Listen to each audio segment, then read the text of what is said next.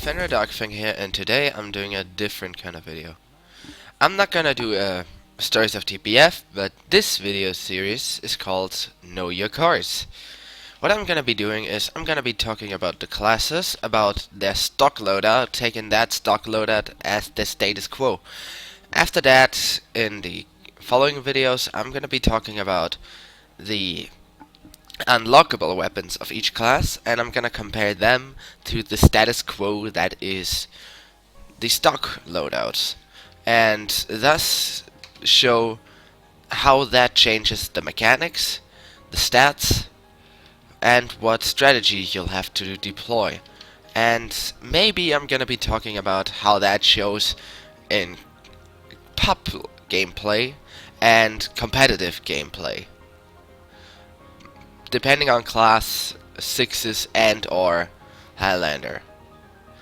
All of those are just my 2 cents on the matter. So if you think anything of this is wrong, then please do correct me. Starting off with the spy's signature weapon, the knife. While the butterfly knife has only a base damage of 40 and it cannot randomly crit, it would deal 120 damage would it crit. So if you get crits cricked, 120. It has an attack ratio of 0.8 seconds between attacks. That means you can get around 2 attacks per 2 seconds, which is not that much.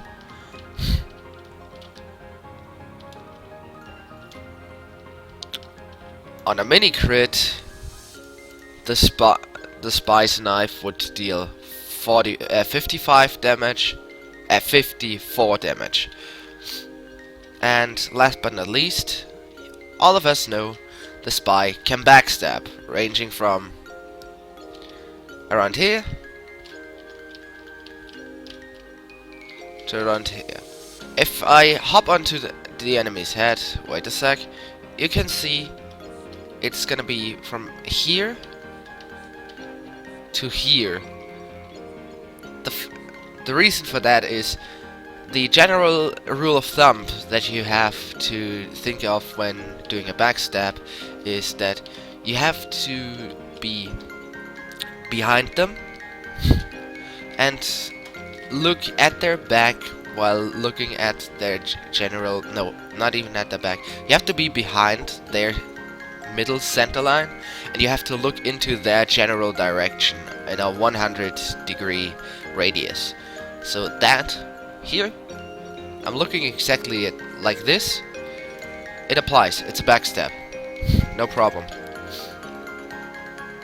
The backstab always deals 6 times the enemy damage at the enemy's current health as damage, except for damage reduction. So if you dead ring, you will take less damage, but it's still gonna kill you. If you are under the effect of a battalion's backup, the butterfly knife will not crit, thus it will not be 6 times, but only 2 times your current health. Still gonna kill you, but hey. So next up, the stock revolver. With 40 base damage. It has a pretty high ranging attack strength, which is from 60 damage point blank over about 45 to 30 on mid range to 21 on high range. Well, it random crits for 120 because as I just mentioned, the base damage is 40. And one thing to mention about the revolver, it has 100% accuracy after every 1.25 seconds that you do not fire. That means if you spam your shots, it will have a slight bullet spread, but if you shoot one after another, they're all gonna be 100% they're all gonna be having 100% accuracy. The stock revolver shoots with an attack speed of one attack per 0.58 seconds, and it reloads in 1.16 seconds, reloading all shells at the same time. It's got 6 shells loaded as max, and it has 24 carried, which equals up to 30 shots with only one ammo pack, full ammo pack.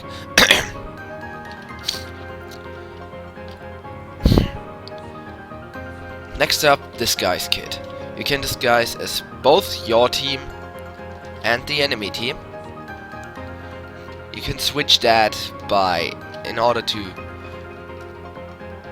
toggle the team, you can just press reload while having the disguise kit out. If you disguise, it will take you 2 seconds to be completely disguised. In between that time, you're gonna be emitting a disguise smoke, which will lead you to be found out by any enemy that sees you, as the disguise smoke shimmers in your team's color. However, if you are already disguised, you can redisguise within 0.5 seconds, allowing you to just switch your disguise to make it believable again if you think you got found out. Don't forget though, every attack that you do with while disguised will instantly drop your disguise.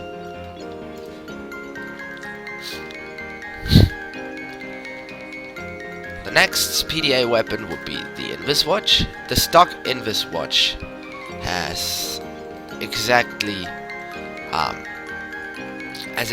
10 seconds of cloak duration. Its natural cloak regeneration takes you half a minute to fully reload it, and it can be reloaded even while active by picking up ammo drops. This allows you to fill up half of your cloak by taking a medium ammo drop, and all of it by taking a big ammo drop.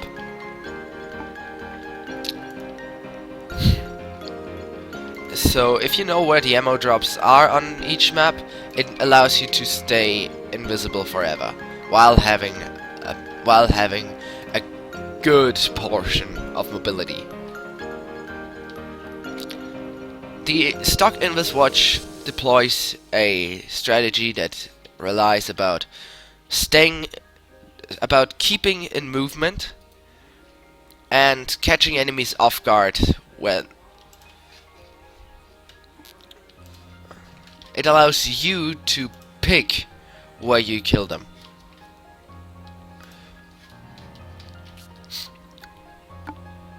Alright, so I'm gonna talk about the sapper in a bit. Just gonna, set. Alright, so everything is set up for now. So, about the sapper, it allows you to disable and destroy every engineer's building except when he or a Pybro removes the sapper. An engineer's wrench, with exception of the jack, will take a sapper out in 2 hits. The jack takes 3 hits. The enemy Pyro's homewrecker will take 1 hit, and his Neon Annihilator will take 2 hits. So keep that in mind. So, for level 1 sentry, taking this out with just a stock sapper, it takes exactly 6 seconds. Don't forget, it deals 25 damage per second. So yeah, you can just go ahead and calculate that if you want. That means a level 2 sentry will be down within 7.2 seconds.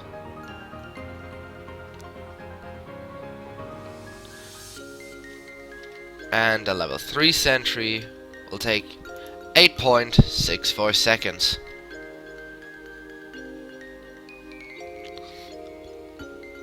You can really tell the difference. So next up would be the Sapper. Has also a negative side to it, and that is it decreases the amount of damage that you deal by using. It decreases the amount of damage that you dish out by using your. Alright. It decreases the amount of damage you dish out by using your revolver. That means that while you would usually deal 40 damage per shot, no matter the range, once you have a Sapper applied, you deal only 2/3 of that damage. So you do about 33 damage. However, this only applies to sentries. As I just gave the general status quo of the weapon stats you'll have to play with, just think of that as the general rule of thumb loadout for a spy. Obviously, depending on what playstyle you're gonna have, you're gonna want to deploy, and depending on where you're playing, you can switch up your loadout. But this is the general rule of thumb loadout. High mobility, 125 health, and high revolver damage. No downsides whatsoever. So always keep in mind, even with an item server down, you still have one of the, statistically speaking, strongest loadouts right there. Anyways, hope you all enjoyed this first episode of Know Your Cards, and see you around. Alright, and once again we're on the end card. Thanks again for watching this video, thank you so much for that. Yeah, Know Your Cards, it's supposed to be a video archive for all the weapon stats, for the unlockables, for the status quo, that is the stock weapons, and for unlockables, how you'll have to change your strategy in order to be able to deploy the weapon's gimmick that you get from picking it, and how to deal with the downsides of each weapon.